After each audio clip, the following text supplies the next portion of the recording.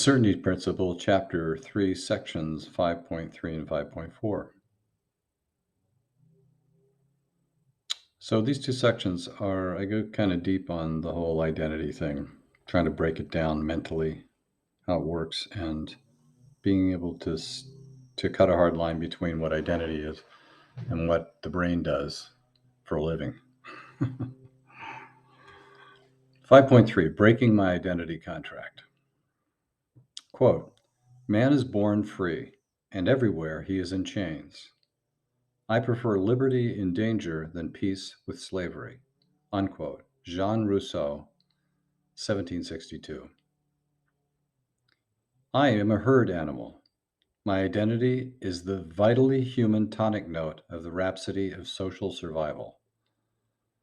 There is, now by that I mean, by tonic note, you probably know any piece of music is written in a key. That key is usually given by a root note called the tonic note, or the key of. And what I'm saying is in the modern world, identity is that tonic note. You know, it prevails over everything else, often. There is safety in herds, evidence any PBS documentary, Nature, for example, on tuna or zebra that you've seen. Physical survival that dominates the primitive brain gave way to ever greater abstraction of what survival really meant. Priorities attributed to survival became more sophisticated.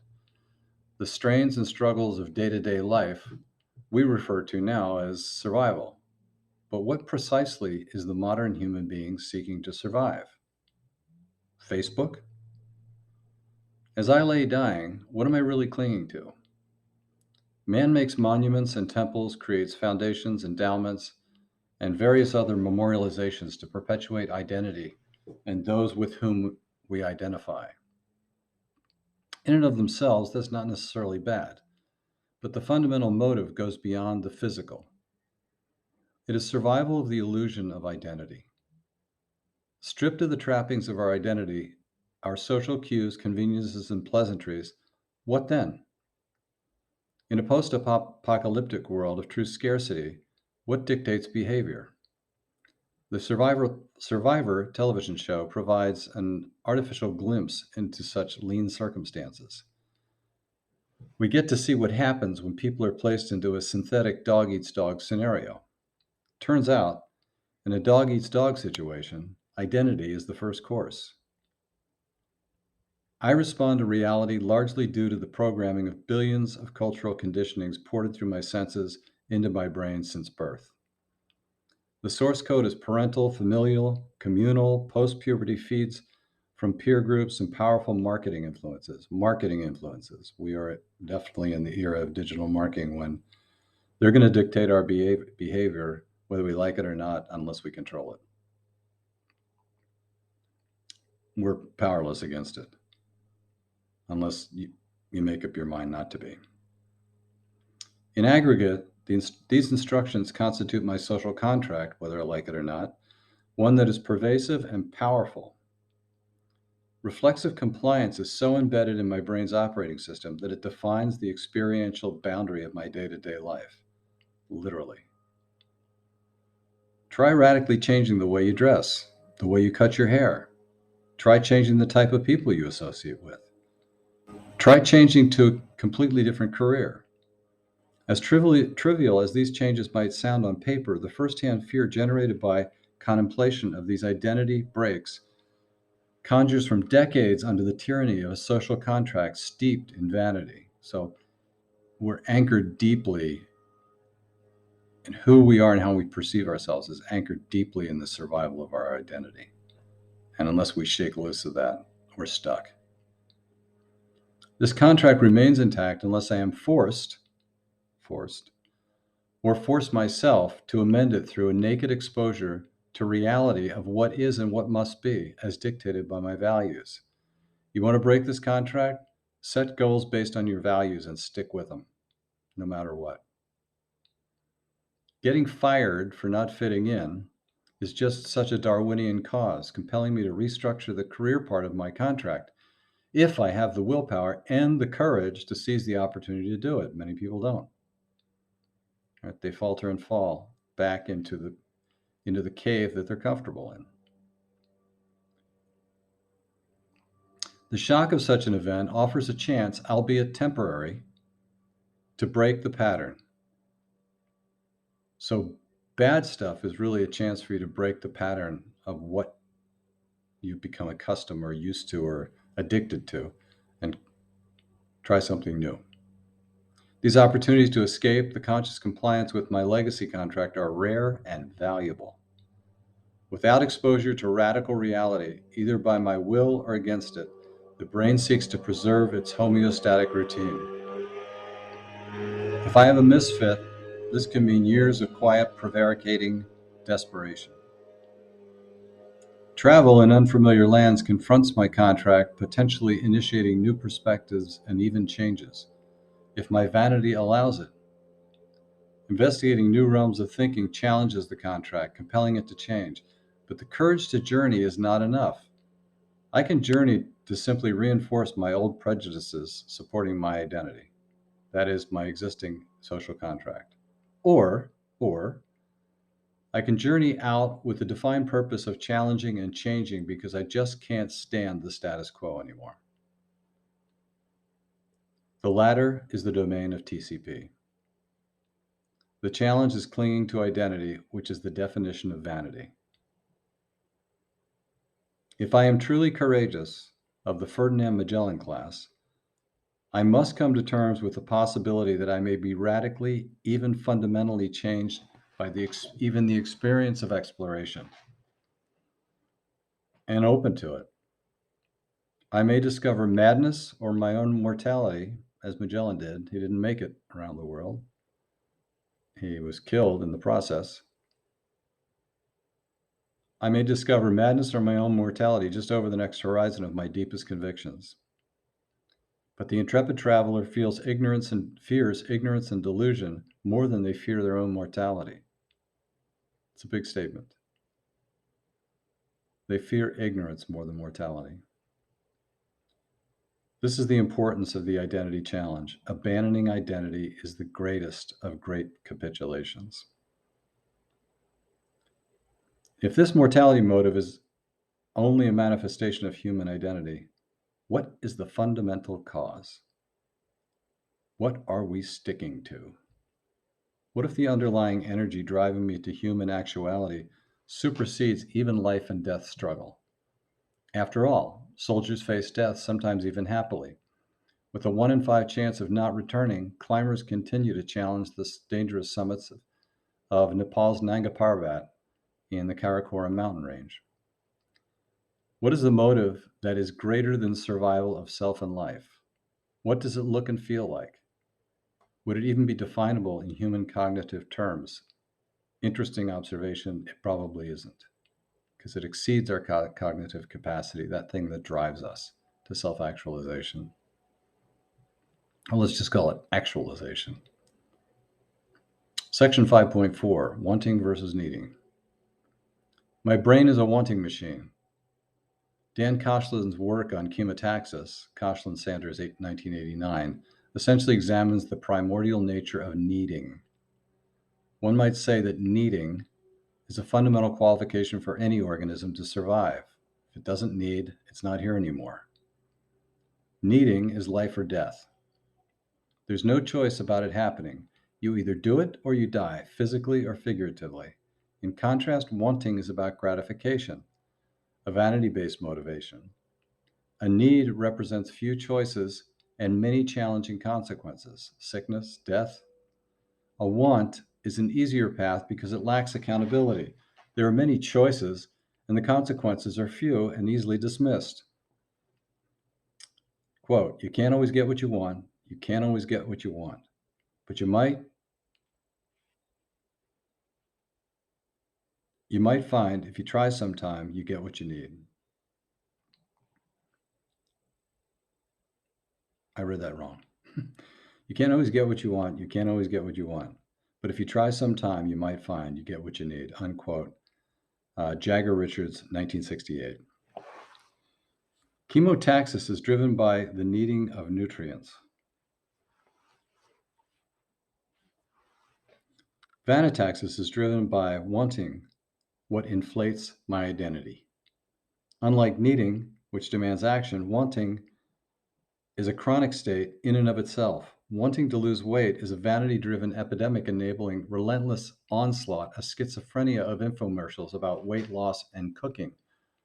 Almost anyone earning a passing grade in high school biology knows that carbohydrates are stored as fat.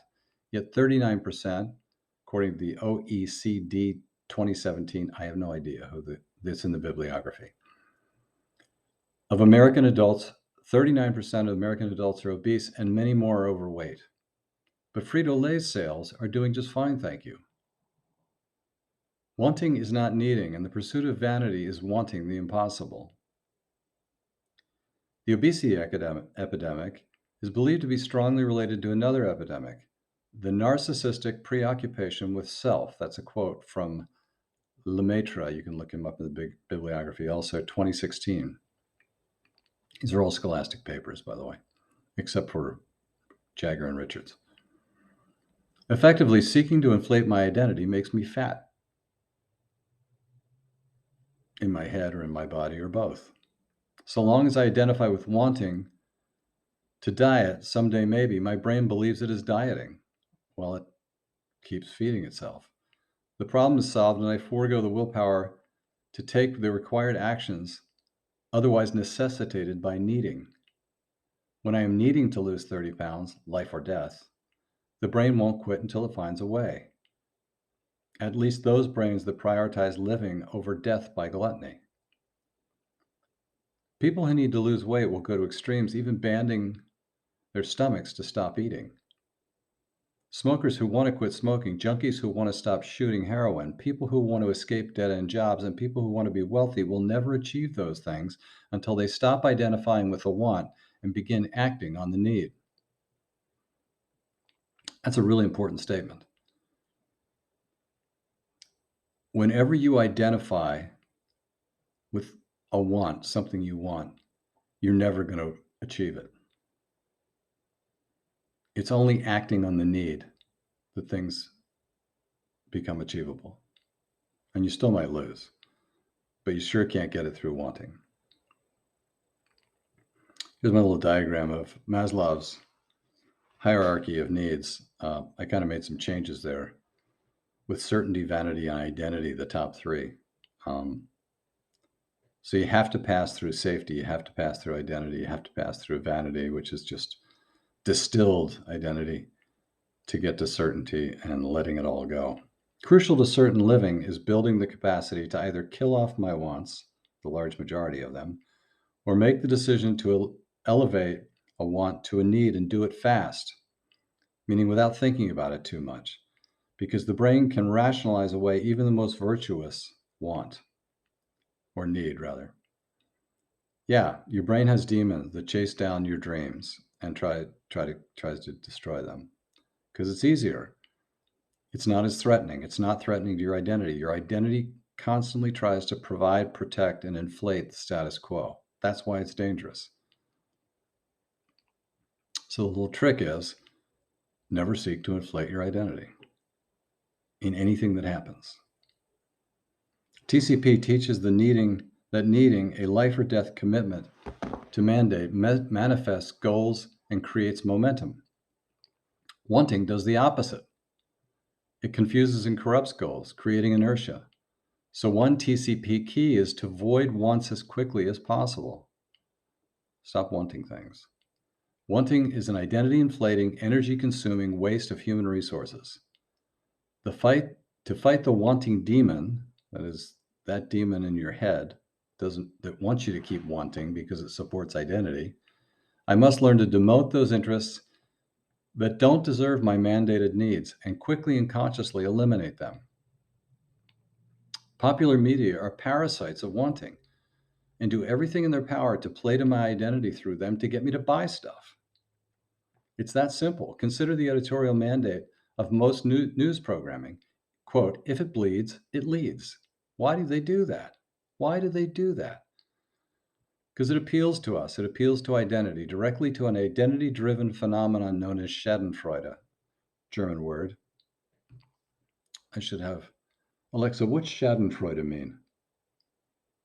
Schadenfreude is usually defined as satisfaction or pleasure felt at someone else's misfortune. Okay, you got that? Satisfaction felt at someone else's misfortune. That's why they do it. And it's an identity-driven instinct. I won't even call it an instinct. That doesn't do it justice. So we derive pleasure or joy or self-satisfaction from learning of or witnessing the troubles, failures, or humiliations of others. This comes from OED, Oxford English Dictionary. I wanted to watch TV news, but I understood that it's little more than identity milking money machine. That's it. All local news, all national news, that's all it is. It's sucking your identity out of you, or let's say inflating your identity by bludgeoning it with stories that it knows is going to make you feel in some sick way better than the people who are at the sad end of these stories. It's really pretty perverse. Needing is commitment to action. Mindlessly muddling through accumulating wants may make my identity feel heavy and valuable, but it ends in a slow death by dissipation. Yeah, the wants can never be satisfied. Wanting, your identity is never satisfied. It just wants to eat more and more and more. If you're a total victim of identity, it will consume you until you're bitter and a terrifying death. Because when you think you're losing your identity, you think that's the universe escaping. My meaningful life requires something in my life to have genuine bedrock meaning. I might like Bruce Springsteen's music, and certainly it's important to Bruce, but it really is meaningless to me. It's not my music, it's somebody else's. The only music that can ever really matter to me that I need is the music I make myself, whatever form that takes, even if it lacks Springsteen's rich poetic drumbeat of dead-end desperation. One thing I don't like about his stuff. Better to commit myself to accomplishing just one thing and failing than a life of gratifying the gluttony of wants that serve my identity. Music does this a lot. Got to be careful. Warning.